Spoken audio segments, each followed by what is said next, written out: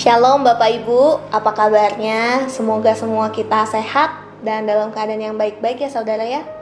Kalau sebentar saudara saya akan sharing untuk ibadah tengah minggu kita. Mari kita semua siapkan hati kita untuk terima yang terbaik yang dari Tuhan. Mari kita doa dulu ya saudara. Terima kasih Tuhan Yesus untuk hari yang Kau jadikan ini ya Bapa. Kami bersyukur Tuhan Engkau Allah Bapa yang memelihara hidup kami. Kami mengucap syukur Engkau Allah yang sertai hidup kami Tuhan. Terima kasih Tuhan Yesus, kami percaya Tuhan firman-Mu ya dan amin ya Bapa. Sampaikan isi hati-Mu lewat hamba-Mu Tuhan. Berikan sesuatu Tuhan, mengalir Tuhan lewat hidup hamba-Mu. Terima kasih Tuhan Yesus, haleluya, amin. Saudara jujur ya saudara ya, waktu-waktu belakangan ini itu waktu-waktu yang sangat challenging untuk saya pribadi, untuk suami saya maupun juga anak saya. Kenapa saya bilang kok makin challenging banget gitu ya? Kayak belakangan juga secara pekerjaan pun kami juga makin challenging gitu, ngadepin perubahan yang terjadi gitu ya. Kita udah kerja work from home kan hampir mau 3 bulan gitu ya saudara. Adaptasi dengan sesuatu yang baru itu saya ngerasa tuh bukan makin mudah gitu, malah makin sulit gitu saudara. Belakangan ini juga sangat challenging, terutama buat pendidikan anak-anak juga makin challenging ya saudara ya. Saya lagi mikirin nih anak saya dari K1 mau naik ke K2, dari TKA ke TK besar tuh kami lagi berpikir ini gimana ya, sekolah juga belum buka, segala sesuatunya belum normal gitu ya saudara ya. Saudara kepengen gak hidup tuh kayak normal lagi, balik lagi ya, bisa makan sama-sama keluarga di restoran gitu ya saudara ya. Jujur saya pengen banget gitu saudara, ada gak ya restoran buka, bisa duduk gitu makan, karena kayaknya kan ganti suasana baru gitu ya saudara ya. Tapi ya saya yakin saudara bahwa waktu-waktu ini virus COVID ini, corona ini Tuhan izinkan terjadi untuk setiap kita bisa belajar sesuatu. Kalau di akhir tahun pastor kita udah ngajarin bahwa hidup itu ada pondasi dasarnya ya saudara ya. Mari setiap kita balik ke pondasinya. Saya rasa itu benar-benar perkataan yang sangat baik, bagus sekali dari pastor kita ya saudara. Saya pun akhir-akhir ini jadi belajar kembali tuh, untuk belajar hal-hal yang dasar kembali gitu saudara. Nah, ketika saya siapkan firman untuk ibadah tengah minggu ini saudara, saya mikir, waduh mau siapin apa ya, gini pusing jujur ya saudara ya. Beda kalau ibadah umum sama ibadah sekolah minggu gitu ya. Kalau sekolah minggu kan lebih pura-pura gitu ya, lebih hahihi. Kalau ini Tuhan saya mau share apa gitu. Nah saya doa Tuhan ajarin saya bagus sekali saudara. Dan saya akan sharingkan ini untuk kita semua. Semoga bisa memberkati saudara. Saya akan ajarkan hari ini dari Matius pasal yang ke-14. Nah, kalau kita lihat di Matius 14 ini saudara ya, dia itu ada 4 subjudul di dalam pasal 14 ini. Ya, pasal 14 ini dimulai dari cerita ketika Yohanes Pembaptis dibunuh. Ya, pasti setiap kita familiar dengan cerita ini. Dan yang kedua, subjudul yang kedua enggak kalah famous, yaitu Yesus memberi makan 5.000 orang. Ya, dari kita sekolah minggu sampai kita gede, kita dengar cerita ini berkali-kali, benar ya saudara ya. Ada seorang anak yang menyerahkan 5 roti dan 2 ikan. Nah, jadi di Matius 14 ini, ketika Tuhan mengadakan mujizat memberi makan 5.000 orang, ada banyak orang yang mengikut dia. Benar ya saudara ya. Jadi kita baca ayatnya yang ke-19. Lalu disuruhnya orang banyak itu duduk di rumput. Orang banyak ya, banyak yang ikut Tuhan. Dan setelah diambilnya 5 roti dan 2 ikan, Yesus menengadah ke langit dan mengucap berkat, lalu memecah-mecahkan roti itu dan memberikannya kepada murid-muridnya. Jadi Tuhan Yesus itu bersama dengan murid-muridnya. Dan murid-muridnya ini yang mendapat privilege memberikan itu kepada murid-murid. Jadi diberikan dulu itu mujizat pertamanya kepada murid-muridnya. Murid-muridnya yang merasakan mujizatnya itu pertama kali ya saudara ya. Dan mereka semua makan sampai kenyang. Ayat yang ke-20 kan. Kemudian orang mengumpulkan potongan sisa 12 bakul penuh. Nah, jadi ini ceritanya saudara, Tuhan Yesus itu bersama dengan murid-muridnya dan orang banyak. Gitu ya saudara ya. Nah, kita lanjut ke judul judul yang ketiga, ini juga gak kalah famous ya saudara ya. Jadi setelah kasih makan 5.000 orang, sekarang Tuhan bikin lagi mujizatnya, yaitu Yesus berjalan di atas air. Nah, kita baca pelan-pelan mulai ayat yang kedua-dua. Ya, judulnya Yesus berjalan di atas air. Sesudah itu Yesus segera memerintahkan murid-muridnya naik ke perahu dan mendahuluinya ke seberang. Jadi ceritanya ketika Tuhan sudah selesai dengan 5.000 orang tadi itu, sudah dibagi-bagiin, orang udah kenyang, udah ngerasain nih mujizat Tuhan ya.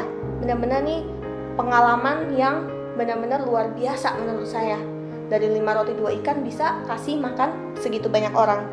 Nah, kita lihat ketika dia sudah selesai melayani orang-orang banyak itu, Tuhan bilang ke murid-muridnya, dah jalan duluan ya, naik perahu, pergilah duluan, mendahului aku ke seberang.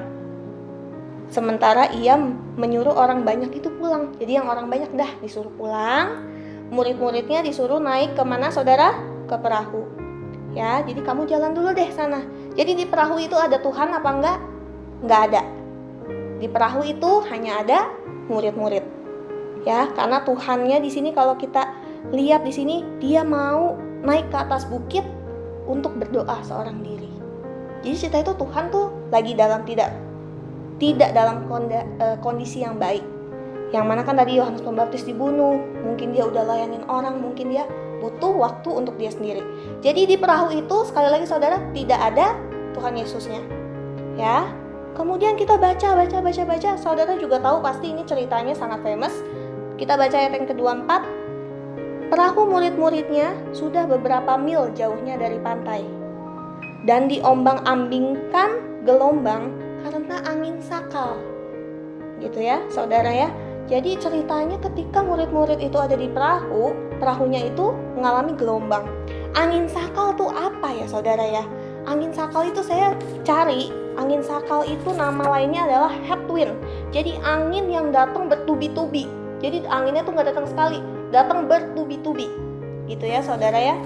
Nah kalau kita lihat saudara, ini persis kayak kehidupan kita. Ya, persisnya di mana? Jadi tadi sebelum dia naik perahu, dia merasakan mujizat Tuhan. Tuhan hebat banget, luar biasa, kasih makan 5.000 orang. Tapi setelah dia udah kasih makan 5.000 orang, naik perahu, ada masalah di perahu. Ya, ini benar-benar saya waktu baca ini, Tuhan bukain, ini tuh seperti kehidupan kita. Alkitab ini meskipun ditulisnya udah long time ago, udah lama banget, tapi benar-benar ceritanya relatable untuk hidup kita sekarang.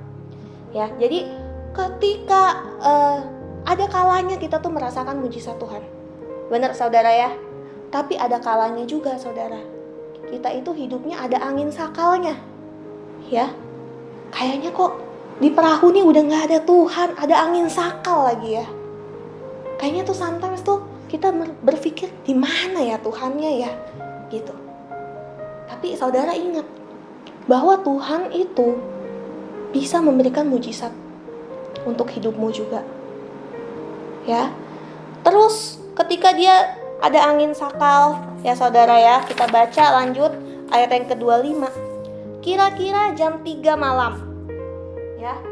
Kalau Alkitab tulis kira-kira jam 3 malam, berarti kan perkiraan jam 3 malam nih. Tuhannya datang segera enggak saudara? Menurut saya, Tuhannya tidak datang segera. Kalau Tuhan datang segera, Alkitabnya harusnya tulis gini. Lalu datanglah Yesus. That's it kan? Gak usah pakai kira-kira 3 jam. Kira-kira jam 3 malam. Jadi Tuhan itu ketika ada angin sakal, dia tahu gak saudara? Pasti tahu saudara. Tuhannya langsung datang apa enggak saudara? Ternyata belum. Nah, tapi kita baca lanjutkan. Kira-kira jam 3 malam, datanglah Yesus kepada mereka berjalan di atas air. Keren banget ya saudara ya. Jadi jam 3 malam, Tuhan Yesus jalan di atas air. Kita tahu ayat 26 bahwa murid-muridnya itu takut. Itu hantu. Ya, semua takut pasti ya saudara ya. Itu siapa orang bisa jalan di atas air? Jam 3 malam pula, gelap kan pasti ya saudara ya. Tapi ayat 27 ini keren banget. Dan ini saudara adalah ciri khasnya Tuhan. Ya, ciri khasnya Tuhan apa? Kita baca sama-sama ayat yang ke-27. Tetapi segera Yesus berkata kepada mereka, tenanglah. Satu kata dulu, tenanglah. Terus habis itu, aku ini. Jangan apa saudara? Jangan takut. Semuanya pakai tanda seru. Tenang, tanda seru. Ini aku, jangan takut, tanda seru. Keren banget saudara menurut saya. Jadi ketika hidup kita tuh lagi terombang-ambing seperti angin sakal itu ya saudara ya, kayak nggak jelas arah tujuannya, ini mau dibawa kemana. Sama kayak kehidupan kita sekarang, kita ngadepin banyak hal saudara ya, tambah parno setiap kita ya, pasti saudara ya. Saya aja kan nggak terlalu bersih-bersih banget nih ya sebenarnya. Sekarang saya kemana-mana itu pasti bawa hand sanitizer, benar ya saudara ya, supaya tuh nggak macem-macem, nggak kena virus corona. Setiap kita punya ketakutan kita masing-masing, punya struggling ya kita masing-masing, ya saudara ya. Tapi Tuhan tuh ngajar bagus. Tuhan tuh ngajarin kita, Dia bilang kita tuh tenang, kita harus tenang, jangan takut. Wah, Tuhan ngomong tenang jangan takut, kayaknya gampang banget nyuruh aja gitu loh ya. Kayak nyuruh anak kecil, ayo minum air gitu ya. Kok bisa ya?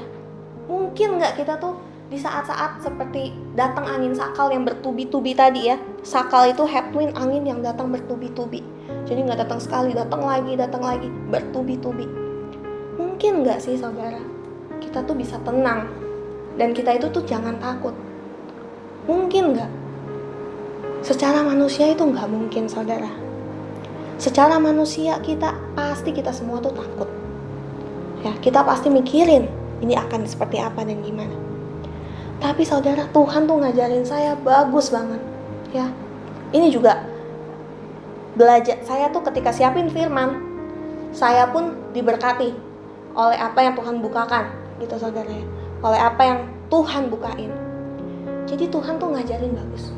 Ketika kita lagi takut, apa sih yang kita mesti lakukan? Apa sih yang kita tuh mesti lakukan? Ayo mari saudara, kita baca di 1 Yohanes pasalnya yang keempat. 1 Yohanes pasalnya yang keempat, kita baca dulu ayatnya yang ke-7.